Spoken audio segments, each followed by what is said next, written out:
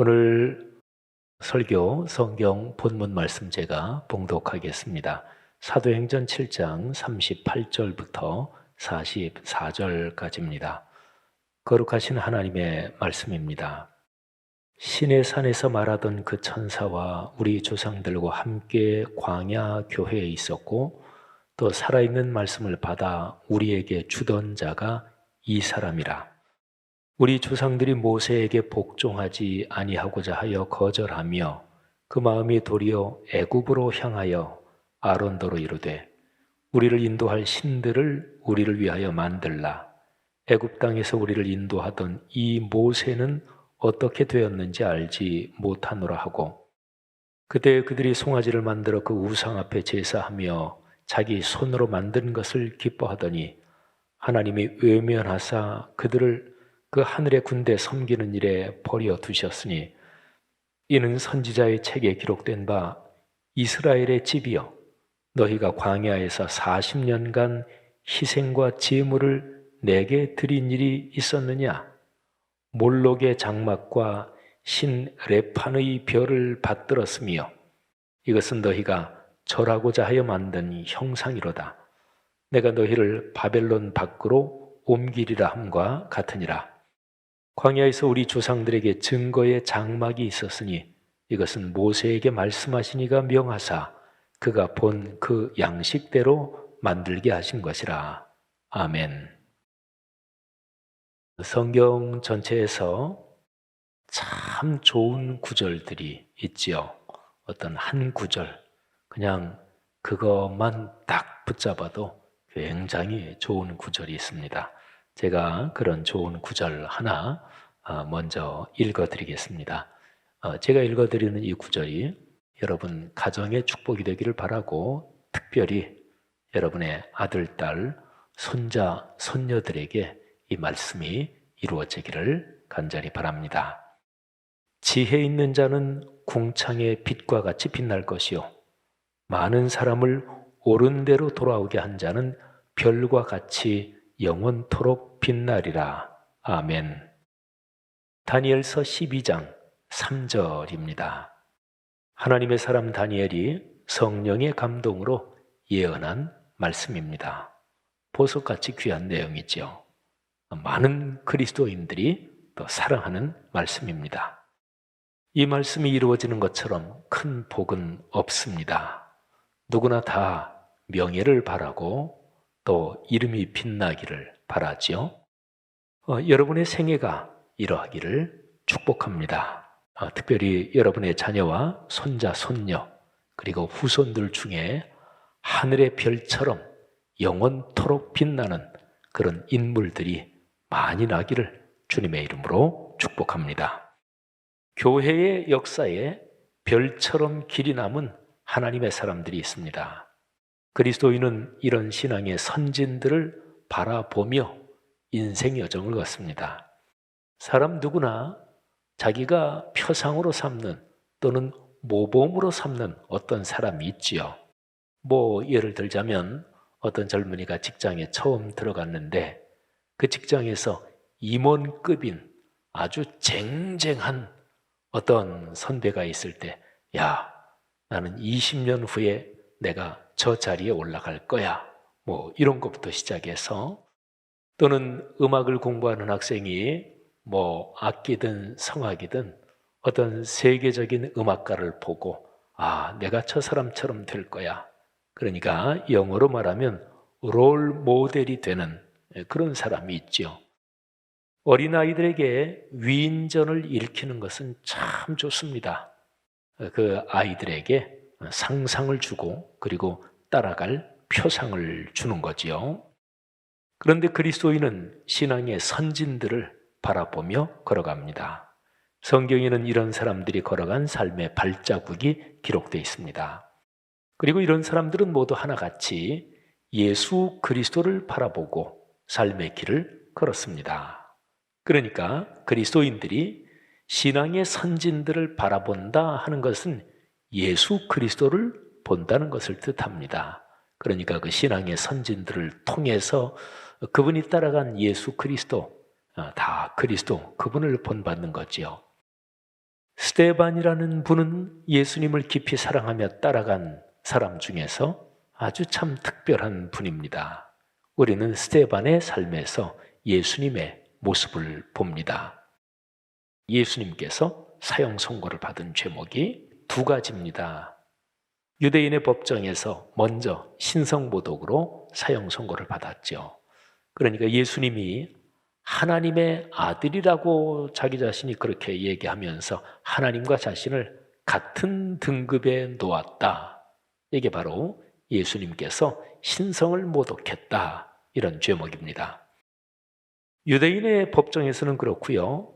로마의 총독 빌라도의 법정에서 예수님께서 사형 선고를 받은 그 죄목은 반역죄입니다. 유대인의 왕이라고 했다 하는 것이 바로 그 내용입니다.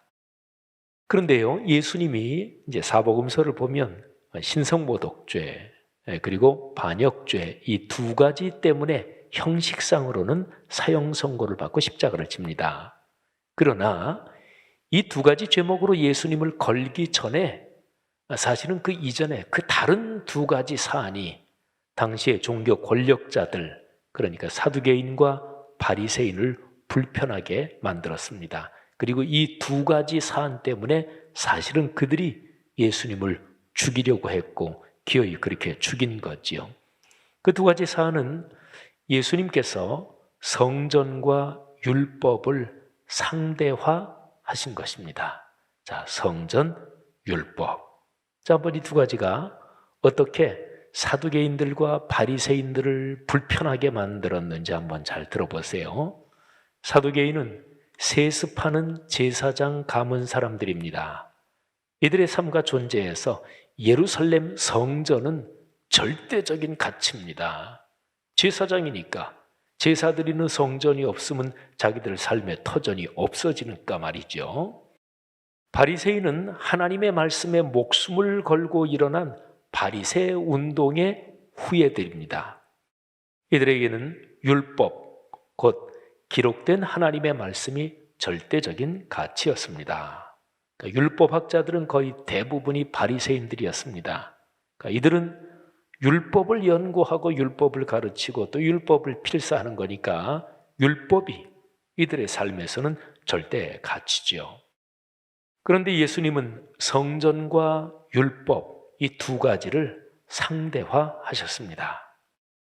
예수님 그분이 보시기에는 세습 종교 귀족인 사두개인들이 성전의 본디 뜻을 망각했다. 그리고 말씀으로 권력을 구축한 평민들인 바리새인들이 율법의 본디 가르침을 왜곡했다. 이게 이제 예수님의 책망이었습니다. 성전과 율법의 권위가 흔들리면 현실적으로 사두개인들과 바리새인들의 삶과 그리고 권력이 위태로워지는 거지요. 이들 두 권력 집단이 헤롯 당파, 이 사람들은 이제 정치적인 그룹이죠. 그러니까 사두개인, 바리새인들은 유대인의 종교적인 리더인데, 그런데 예수님을 죽이려고 헤롯 정치 이 파벌하고 손을 잡고 그리고서 예수님을 기어이 죽이지요. 자, 그러면 이 두 가지가 아주 중요합니다. 성전과 율법. 근데 이 두 가지가 스데반 집사님의 죽음에도 연관됩니다. 자, 스데반 집사님이 어떤 죄목으로 고소를 당하는지 사도행전 6장 10절부터 15절 말씀을 한번 들어보세요. 스데반이 지혜와 성령으로 말함을 그들이 능히 당하지 못하여 사람들을 매수하여 말하게 하되 이 사람이 스데반이 모세와 하나님을 모독하는 말을 하는 것을 우리가 들었노라 하게 하고 백성과 장로와 서기관들을 충동시켜 와서 잡아가지고 공회에 이르러 거짓 증인들을 세우니 이르되 이 사람이 이 거룩한 곳과 율법을 거슬러 말하기를 마지 아니하는도다. 그의 말에 이 나사렛 예수가 이곳을 헐고 그러니까 성전을 헐고 또 모세가 우리에게 전하여 준 규례를 고치겠다 함을 우리가 들었노라 하거늘 공회 중에 앉은 사람들이 다 스데반을 주목하여 보니 그 얼굴이 천사의 얼굴과 같더라. 아멘. 여러분, 제가 읽어드린 이 말씀에 보면 예수님이 실질적으로 죽음을 당하신 죄목, 성전과 율법, 이 두 가지를 우습게 여겼다, 상대화시켰다. 사실은 그거거든요. 근데 그 죄목과 지금 스데반이 고소당하는 죄목이 명확하게 겹칩니다. 자, 제가 읽어드린 구절에서 나사렛 예수가 이곳 성전을 헐고 또 모세가 우리에게 전하여 준 규례, 율법이지요. 그거를 제멋대로 뜯어 고치겠다. 나사렛 예수란 자가 그렇게 말했고 스데반이 예수란 자가 말한 그 내용을 사람들에게 전하고 퍼뜨렸다. 이게 이제 스데반 집사님이 고소당한 죄목입니다. 그러니까 성전과 율법을 모독한 죄를 지었다는 것이죠. 당시의 종교 권력자들인 사두개인들과 바리새인을 불편하게 만든 것입니다. 예수님 경우하고 똑같죠. 그래서 스데반 집사님이 산헤드린 공회에서 재판을 받으면서 자기가 이제 당한 이 고소, 이 두 가지에 대해서 자기 변론을 합니다. 이게 바로 사도행전 7장의 기록이에요. 자, 스데반 집사님은 시조 아브라함부터 시작되는 이스라엘의 역사를 말씀을 중심축으로 해석합니다. 자, 하나님의 말씀을 시조 아브라함이 받았습니다. 아브라함 뒤에 이어지는 아들 이삭, 손자 야곱, 그리고 야곱의 한 대 더 내려가서 요셉을 비롯한 12아들, 증손자들, 이 역사는 아브라함에게 주신 말씀이 살아 움직이며 성취되는 과정입니다. 아브라함의 말씀을 받았고 그 말씀이 쭉 아들, 손자 또는 증손대로 계속 말씀이 작동하면서 흐르는 거지요. 하나님께서 아브라함에게 말로 당신의 말씀을 주셨는데 모세 때에 와서는 글로 기록해서 주셨습니다. 이제 하나님의 말씀이 말뿐 아니라 글로써 아주 명확하게 이스라엘 민족에게 전달됐습니다. 스데반은 모세 얘기를 하면서 이 점을 굉장히 명확하게 강조합니다. 모세는 살아있는 말씀을 하나님께로부터 받았습니다. 살아있는 말씀, 곧 생명의 말씀, 살리는 말씀, 살아야 할 말씀을 받아서 이스라엘 민족에게 선포하며 전달했습니다. 사도행전 7장 38절이 그래서 모세를 설명하는 그 쭉 몇 구절에서 아주 중요합니다. 신의 산에서 말하던 그 천사와 우리 조상들과 함께 광야 교회에 있었고, 그러니까 모세가 40년 동안 이스라엘 백성을 광야에서 이끌었다. 그거를 광야 교회로 이렇게 표현하는 거죠. 또 살아있는 말씀을 받아 우리에게 주던 자가 이 사람 모세다. 모세가 누구라고요? 살아있는 말씀을 받아서 이스라엘 민족에게 준 그런 지도자입니다. 자, 그런데 이스라엘 민족은 말씀에 순종하지 않았습니다. 오히려 애굽을 더 그리워하면서 금송아지 우상을 만들어 섬겼습니다. 그들의 광야 40년은 온통 살아있는 말씀을 거역하고 불평하고 원망하고 불순종한 그런 발걸음들이었습니다. 여기 스데반이 책망하는 말씀 중에 너희가 광야 40년 동안 희생과 제물을 내게 드린 적이 있었느냐? 여러분, 당연히 있었습니다. 그러니까 성막이 만들어지고 나서 이스라엘 민족은 계속해서 희생 제물의 제사를 드렸을 거예요. 그런데 스데반 집사님은 마음이 빠진 그 제사가 아니다 이렇게 말하는 거지요. 그러니까 40년 동안 희생과 제사를 드린 적이 언제 있었느냐, 이 정도까지 강하게 책망을 합니다. 그들의 광야 40년 스데반 집사님은 불평하고 원망하고 불순종한 역사였다 하고 말하는 거지요.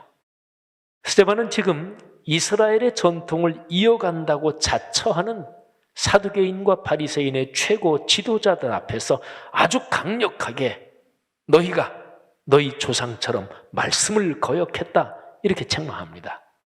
아모스 선지자의 말씀을 인용하면서 아주 무섭게 책망합니다. 사도행전 7장 39절부터 42절 말씀을 들어보십시오. 우리 조상들이 모세에게 복종하지 아니하고자 하여 거절하며 그 마음이 도리어 애굽으로 향하여 아론더러 이르되 우리를 인도할 신들을 우리를 위하여 만들라. 애굽 땅에서 우리를 인도하던 이 모세는 어떻게 되었는지 알지 못하노라 하고, 모세가 시내산에서 하나님을 만나러 올라가서 한동안 안 내려오니까 이렇게 얘기하는 거예요. 그때 그들이 송아지를 만들어 그 우상 앞에 제사하며 자기 손으로 만든 것을 기뻐하더니 하나님이 외면하사 그들을 그 하늘의 군대, 우상들을 말하는 거죠, 하늘의 군대 섬기는 일에 버려두셨으니 이는 선지자의 책에 기록된 바, 그러니까 아모스의 얘기를 인용하는 거예요. 이스라엘의 집이여, 너희가 광야에서 40년간 희생과 제물을 내게 드린 일이 있었느냐? 이스라엘이 말씀에 순종하지 않은 것이 광야 생활에서만이 아니었습니다. 광야 40년 끝나고 가나안 땅에 들어가잖아요. 그런데 가나안 땅에 들어간 뒤에도 너희 조상들, 우리 조상들이 말씀을 따르지 않고 우상을 숭배했다. 43절, 딱 한 절, 그 한 절이 가나안 시대의 죄악에 관한 내용입니다. 43절에 보면 몰록이라는 우상이 나와요. 그거는 가나안 땅에 원래 살던 사람들의 태양신, 그들이 섬기던 태양신 이름입니다. 또 레판이라는 우상이 나오는데 이건 정확하지는 않은데 아마 학자들이 이집트의 신 중에서 토성을 숭배하는 그 신의 이름이 레파인데 아마 이거를 가리키는 말일 것이다, 이렇게 봅니다. 이 때문에 하나님께서 이스라엘 민족을 바벨론의 손에 망하게 하고 바벨론 저쪽으로 끌려가게 하신 거지요. 자, 43절 말씀 들어보세요. 몰록의 장막과 신 레판의 별을 받들었으며 이것은 너희가 절하고자 하여 만든 형상이로다. 내가 너희를 바벨론 밖으로 옮기리라 함과 같으니라. 스데반 집사님은 사도행전 7장 2절부터 43절까지 상당히 긴 내용이죠. 여기에서 아브라함부터 모세를 거쳐, 그러니까 가나안 시대까지, 그리고 바벨론 포로기까지 이스라엘 역사를 전체를 요약합니다. 요점은 이거예요. 말씀하시는 하나님, 그런데 거기에 순종하지 않는 이스라엘 민족의 불순종의 삶, 이것입니다. 스데반은 이를 통해서 율법을 제멋대로 뜯어 고친다, 이렇게 고소를 지금 당했잖아요. 거기에 대해서 반박하고 있는 거예요. 스데반은 자기가 지금 율법과 하나님의 말씀의 본디 뜻을 내가 정확하게 지금 이해하고 있다, 이렇게 변론하는 거지요. 오히려 지금 스데반을 재판하고 있는 사두개인들과 바리새인들, 그들이 금지 옥엽처럼 붙잡고 있는 그들의 전통을 가지고 율법을 파괴하고 있다, 이렇게 책망하는 거죠. 자, 두 가지 제목 중에서 율법을 파괴한다, 여기에 대해서 스데반이 충분히 변증을 하는 거죠. 우리 이스라엘의 역사는 말씀의 역사다, 율법의 역사다. 그런데 우리 조상들이 그 하나님의 말씀을 지키지 않았고 율법을 제멋대로 바꿨고, 그리고 너희들도 그런다, 이렇게 고소에 대해서 반박을 하는 거죠. 자, 또 하나가 있죠. 성전을 모독했다 하는 고소잖아요. 이제 그 고소에 대응합니다. 44절부터 이 내용이 나오는데, 그런데 44절, 이 절이 굉장히 중요합니다. 오늘 제 설교 본문은 44절까지지요. 자, 44절에서 스데반은 성전의 원형인 성막에 대해서 얘기합니다. 성전은 고정 건물이지요. 그런데 이스라엘 민족이 광야 생활할 때 성막, 그러니까 이동 성전이죠. 텐트로 된 그 성막을 짓죠. 근데 스데반 집사님이 성막을 언급해요. 그런데 이 성막은 말씀과 뗄 수 없다. 그러니까 성막은 말씀이 눈에 보이게 드러난 것이 성막이다. 그러니까 성막과 말씀을 연결시킵니다. 자, 44절. 광야에서 우리 조상들에게 증거의 장막이 있었으니, 증거의 장막, 성막을 이렇게 표현한 거죠. 이것은 모세에게 말씀하신 이가 명하사 그가 본 그 양식대로 만들게 하신 것이라. 아멘. 자, 보세요. 그 장막, 성막 또는 회막이라고도 하지요. 모일 회자, 하나님 앞에서 모인다, 하나님을 만나기도 하고, 또 그 성막 앞에서 이스라엘 백성들이 모이게 돼서 회막이라고도 얘기하는 거예요. 그런데 그 장막을 증거의 장막 이렇게 표현하고 있죠. 자, 증거가 되는 장막이에요. 그러면 좀 생각해 보세요. 무엇에 관한 증거일까요? 내가 어디에 갔었다. 내가 그 음식점에서 식사했어. 그러면 증거를 대봐라. 그러면 그 음식점에서 식사하고 내가 영수증을 받은 게 있으니까 그거 보면 내가 그 음식점에 몇 시에 갔었구나. 증거가 되잖아요. 그런데 성막을 증거의 장막이라고 했단 말이죠. 무엇에 관한 증거일까요? 모세에게 하나님께서 뭘 보여주셨어요? 하늘에 그 성막의 원형이 하늘에 있는 건데 하나님께서 그 하늘에 있는 그 원형, 그 양식을 보여주신 거예요. 그러니까 장막의 원형은 하늘에 있는 거룩한 영원한 성전입니다. 하나님께서 하늘에 있는 원형을 보여주시면서 말씀하셨고 그리고 그 말씀대로 장막을 짓게 하셨습니다. 그러니까 성막은 하나님께서 하늘에 있는 원형을 보여주시면서 그거를 말씀으로 쭉 설명을 해주셨는데 하나님께서 보여주시고 하나님께서 말씀해 주신 그게 눈에 보이게 성막으로 지어졌다 이런 얘기지요. 출애굽기 35장부터 40장에 그 장막 곧 성막을 만드는 그 장면이 길게 나와요. 출애굽기는 40장에서 끝나요. 그러니까 출애굽기의 맨 마지막 6장은 완전히 다 성막을 만드는 장면이에요. 그런데 한번 그 장면을 잠깐 한번 보시죠. 자, 성막은 여러 부분이 있어요. 언약궤도 있고 또 바깥에 줄도 있고 텐트도 있고 또 떡상도 있고 근데 각 부분을 다 만들어 가지고 이제 각 부분이 완성이 됩니다. 자, 그리고서 그 상황을 이렇게 기록하고 있습니다. 출애굽기 39장 42절 43절이에요. 여호와께서 모세에게 명령하신 대로 이스라엘 자손이 모든 역사를 마침에 모세가 그 마친 모든 것을 본즉 다 짓고 나니까 모세가 한번 쭉 검토를 한 거예요. 봤어요. 그랬더니 여호와께서 명령하신 대로 되었으므로 모세가 그들에게 축복하였더라. 아멘. 하나님께서 보여주시고 말씀하신 거는 모세한테 보여주시고 모세한테 말씀하셨어요. 그러니까 모세가 알지요. 아주 잘 알지요.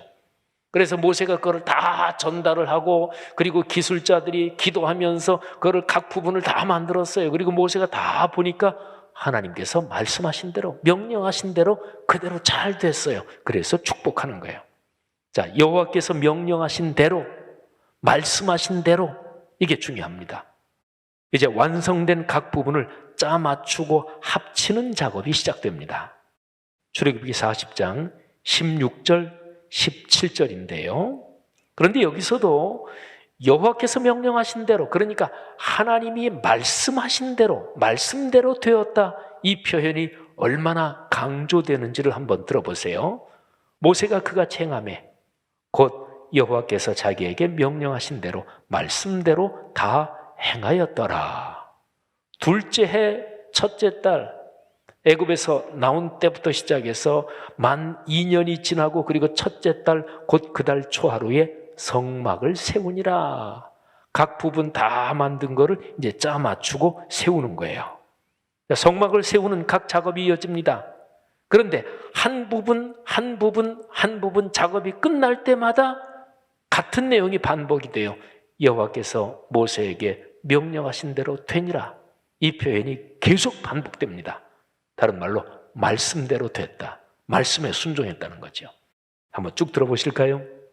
19절 또 성막 위에 막을 펴고 그 위에 덮개를 덮으니 여호와께서 모세에게 명령하신 대로 되니라. 21절 또 그 궤를 성막에 들여놓고 가리개 휘장을 늘어뜨려 그 증거궤를 가리니 여호와께서 모세에게 명령하신 대로 되니라.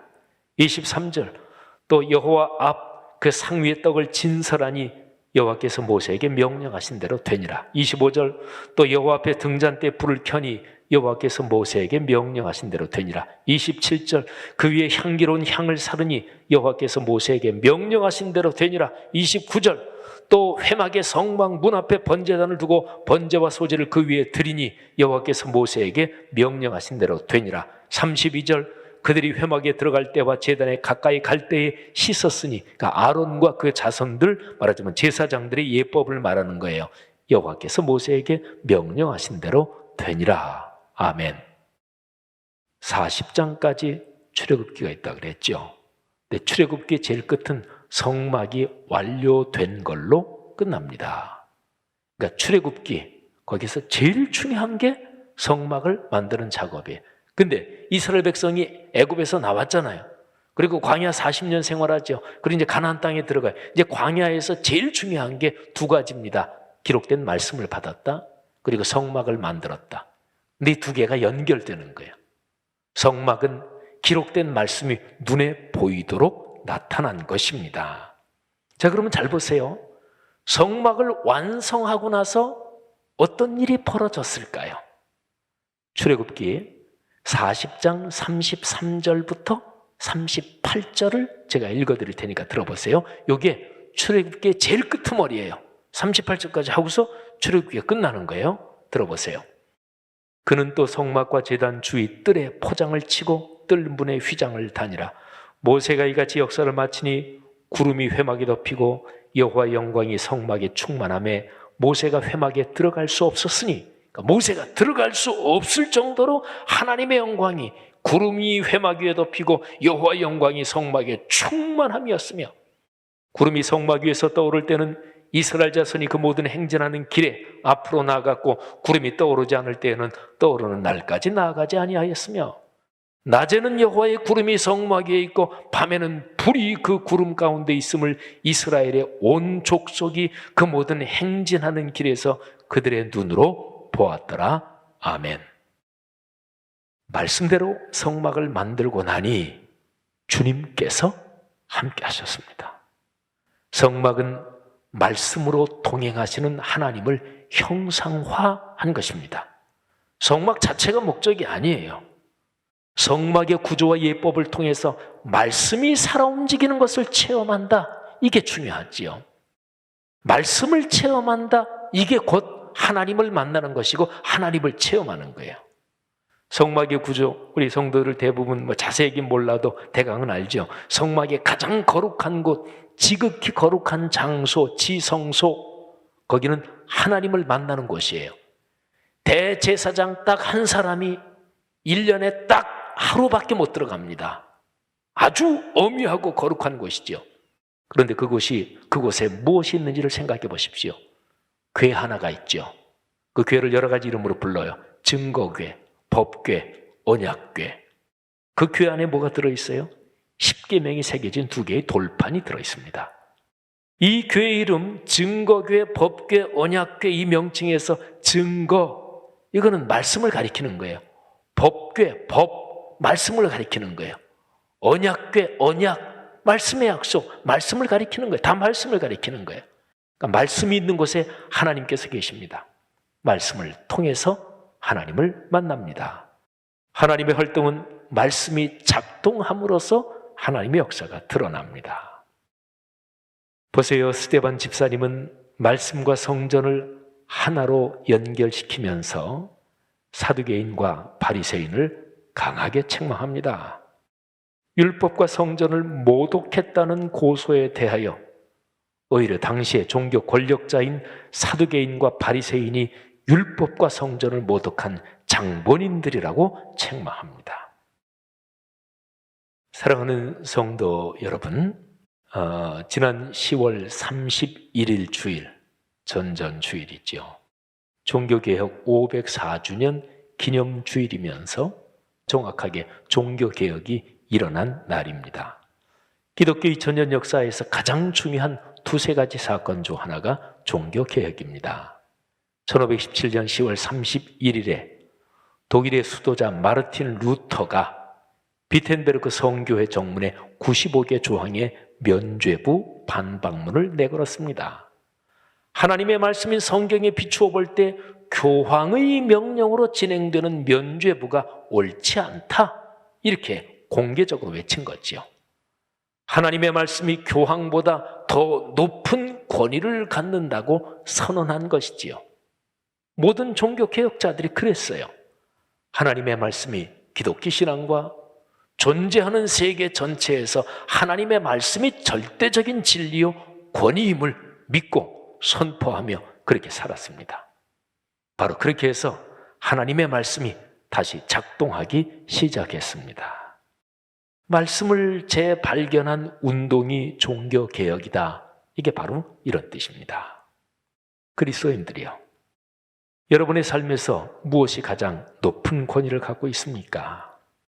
영원한 진리인 성경, 이 하나님의 말씀을 여러분의 삶을 이끄는 절대적인 권위와 가치로 믿으시기를 바랍니다. 말씀을 절대 권위로 믿는 사람을 하나님께서 절대적으로 지키고 보호하시고 이끄시고 축복하십니다. 공예배의 설교를 통하여 선포되는 말씀, 개인의 말씀 묵상에서 다가오는 하나님의 말씀, 그 말씀들을 통해서 넉넉한 은혜를 체험하며 삶의 여정을 걸으시기를 주님의 이름으로 축복합니다.